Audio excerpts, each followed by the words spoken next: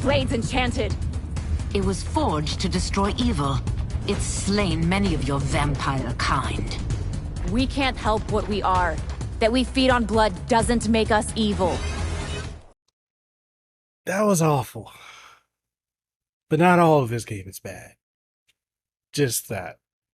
Let's talk about it. For the last 30 years, the Mortal Kombat saga has been a steady pillar in the fighting game arena, holding its ground even during moments of droughts in the genre. Presently, the drought is over, with arrival of titles such as Street Fighter VI, King of Fighters 15, and the anticipated Tekken 8 rekindling excitement. NetherRealm Studios is making their mark with Mortal Kombat 1, a curious title suggesting a series reboot, but is actually a sequel to Mortal Kombat 11 and Mortal Kombat 11's Aftermath DLC, now showcasing a tag team dynamic. Is Mortal Kombat 1 equipped to square off against these new acclaimed fighters, or does it miss the finishing punch? Let's evaluate its prowess. And before we get into the review, I want to give a special thank you to Warner Brothers Games, as well as NetherRealm Studios for providing me early access with a code for Mortal Kombat 1. This would not be possible without them, so I want to thank them for giving me the early access code. And just to let you guys know, they're not seeing this before you guys do. Everything that I'm saying in this review is my own thoughts, and yeah, I gotta give that disclaimer, but I gotta let you guys know I got a review copy of the game. So all that being said, let's get back to the review. Mortal Kombat has consistently presented a distinct approach to fighting games. This iteration remains true to its roots. It retains simplicity with 4 main attack actions: back and front, punch and kick, and user-friendly special moves. The game remains loyal to its heritage while introducing noteworthy adjustments. A standout feature in Mortal Kombat 1 is the cameo fighters, tag team allies who can be summoned with a quick right trigger tap. This isn't a novel idea in fighting games, but its integration into Mortal Kombat's universe lacks thrill, to be completely honest. I think it works better in the story mode as opposed to how it does in like the regular one-on-one matches you're going to do. But as far as in story mode, it works itself out because, there's generally battles going on, large-scale battles, and so when you have a partner who's tagging in with you, it makes sense, so just keep that in mind. Once called, cameo fighters unleash a move and then retreat. Their usage is capped, and there are instances when summoning them is impossible. While there are moments of synergy between the main and cameo fighters, sometimes they disrupt the rhythm. With a mere 15 cameo fighters, some being mere replicas of primary fighters, it feels somewhat half-cooked. However, the revamped combat mechanics in Mortal Kombat 1 mostly impress. Now, the pace has increased, diverging from the meticulous style of Mortal Kombat 11. The game provides ample room to craft your combat style, integrating air combos and smoother gameplay elements. Some features from Mortal Kombat 11 have been omitted or simplified, streamlining the gameplay further, but, the most profound transformation is seen in the fighters. Although no new characters are introduced, many familiar faces like Liu Kang, Sub-Zero, and Raiden have undergone significant overhauls. These changes might initially perplex, but any doubts dissipate when you feel the refined gameplay and you go through the story mode. The story mode is really, really good to a point, and it just goes in a direction that I think it shouldn't have, but we'll touch on that in a bit. So there's less disparity among characters in terms of prowess, fostering a competitive atmosphere. Although tier lists will still emerge, determining my primary choice remains an engaging quest. Now, graphically, Mortal Kombat 1 dazzles. Stages are rich in detail, and the facial animations are on another level, surpassing even its contemporaries, all while maintaining a steady 60 FPS on PS5. However, cutscenes remain at 30 FPS, which can sometimes feel jarring. Story-wise, Mortal Kombat 1 is NetherRealm's finest narrative yet. Contrary to its title, it isn't a reboot, but a continuation from Mortal Kombat 11. Liu Kang, elevated to godhood, reshapes the universe, altering character destinies to avoid past clashes. This offers a fresh perspective on classic characters, making them more intriguing.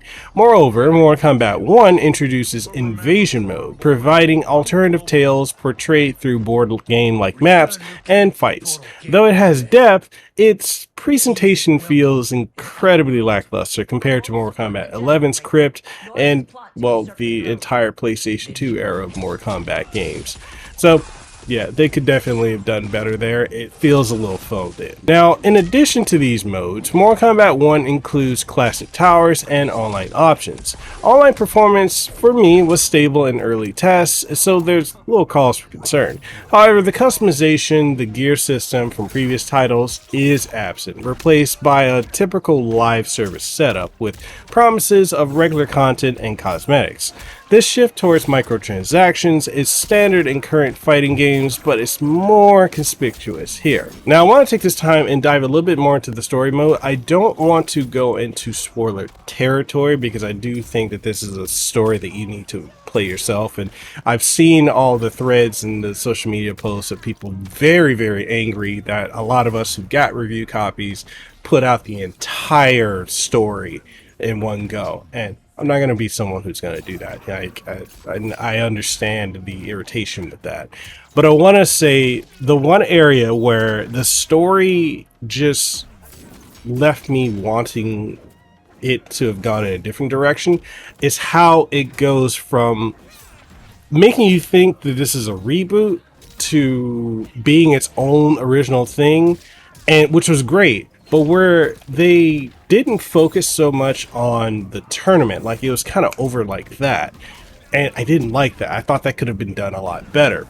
But I will say I enjoyed where they started to do the building blocks for NetherRealm's defenders or champions and how they came to come together.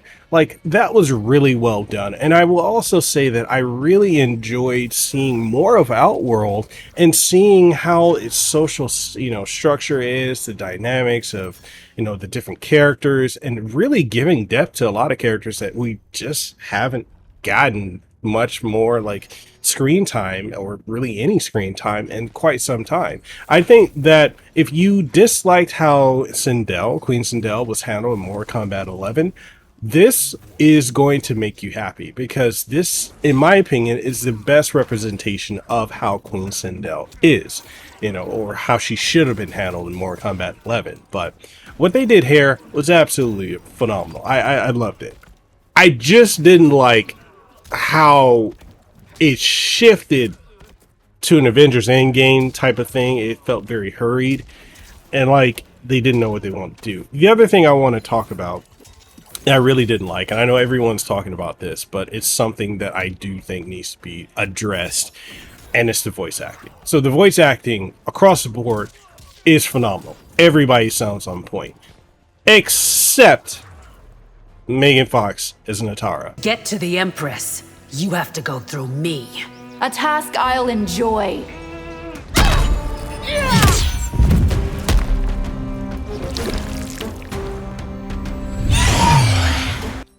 I don't know if this was just a case of, bad voice directing, or she just literally phoned in her performance, but she is the absolute worst aspect of this game.